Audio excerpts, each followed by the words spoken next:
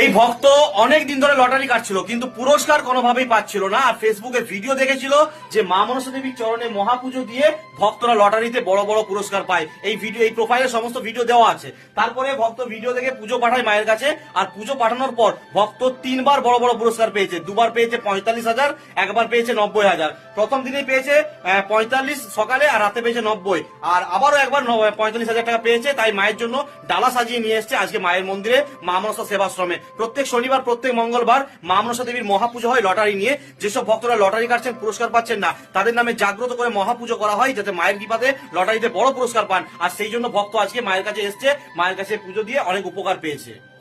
মায়ের জন্য ডালা সাজিয়ে নিয়ে এসছে এই ভক্ত আজকে। আচ্ছা, আপনার নাম কি? তপন কুমার মন্ডল। জোরে বলুন। তপন কুমার মন্ডল। আচ্ছা, আর লটারিতে পুরস্কার পেয়েছেন কবার? 2বার 45 আর 1বার 90। আচ্ছা, ভালো লেগেছে পুজো দিয়ে? ভালো লাগছে। খুশি হয়েছেন তো? কোথায় বাড়ি? দেবরা পাঁচগড়া।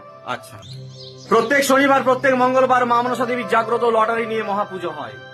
লটারি কাটছেন, পুরস্কার পাচ্ছেন না, পুজো দেওয়ার জন্য 6294121848 নাম্বারে হোয়াটসঅ্যাপ আছে। হোয়াটসঅ্যাপে আপনার নাম, গোত্র, ঠিকানা, কি বিষয়ে পুজো দেবেন বিষয়টা অবশ্যই লিখে দেবেন।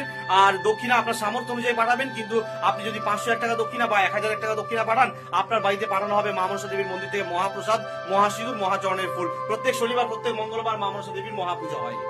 এছাড়াও আপনি আসতে পারেন মা মনসা সেবাশ্রম, বাঁকুড়া জেলা, ইছারিয়া গ্রাম, সোনামুখী থানা।